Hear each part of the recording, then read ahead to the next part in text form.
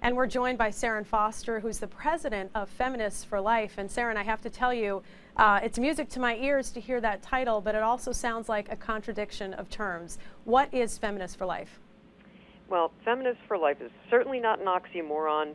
Pro-life feminism is redundant. And we are so proud to carry on the rich pro-life feminist history of the early American feminists, including Susan B. Anthony and Elizabeth Cady Stanton, Alice Paul, and many others who refused to choose between sacrificing their children for their education and their careers or their family. They believed that in the rights of all human beings without exception. They worked for the rights of slaves to be free, the rights of women to vote, and our right to life.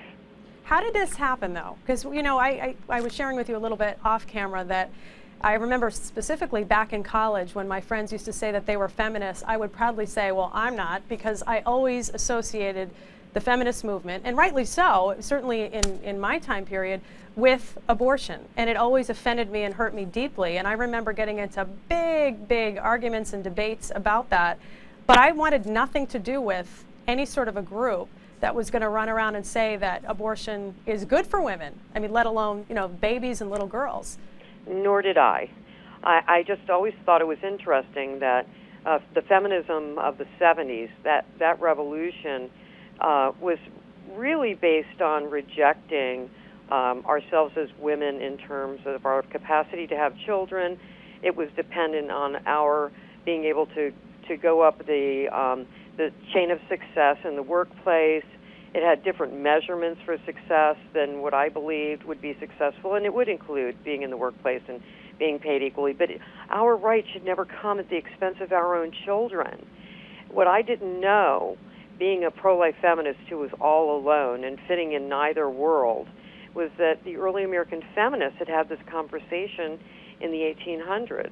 When they started the suffrage movement, soon after, they started writing about the terrible situation of abortion. Abortion was common in the 1800s.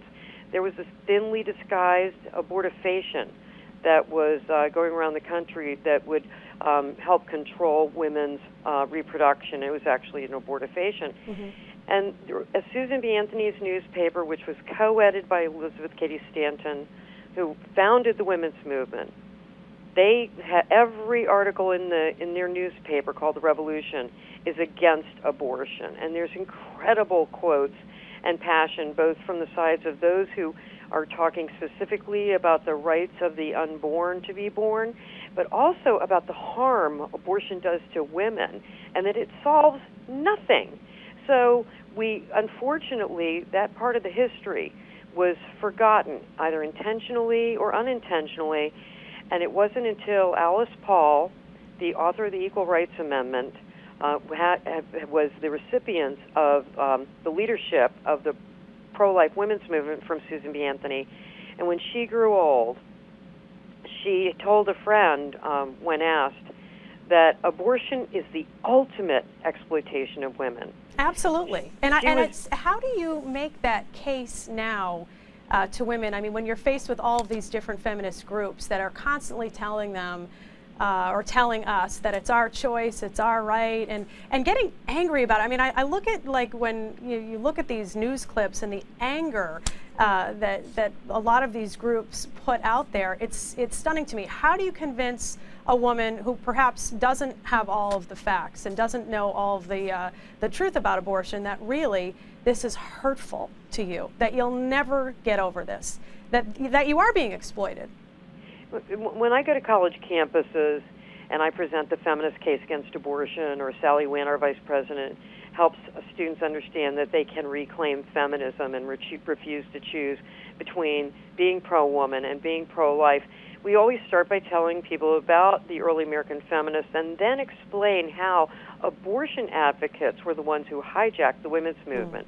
The leaders of NARAL, overwhelmingly men, the two co-founders, convinced the leaders of the 70s women's movement that if you wanted to be paid and promoted in the workplace and as if a man, then you can't bother your employer with your maternity problems or your motherhood issues.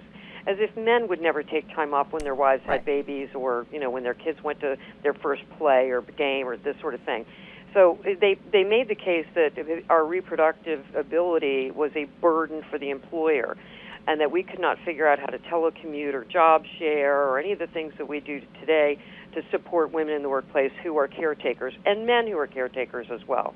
And so moving forward, Feminists for Life, after people have a moment to soak that information in and obviously reject it, we review. I mean, the enormous enormous price paid not only by 50 million or more American babies who were never born at all, who paid the ultimate price, but also the number of women who died from legal but lethal abortion, and those women who had an abortion and lived and are now silent no more.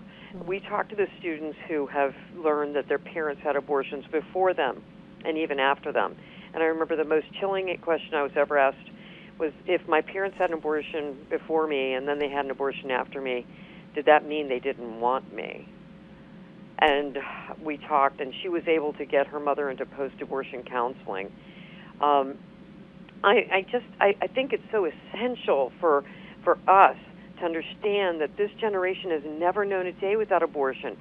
The 70s leaders made womanhood, made motherhood more of a burden to women. Right, which is such a shame.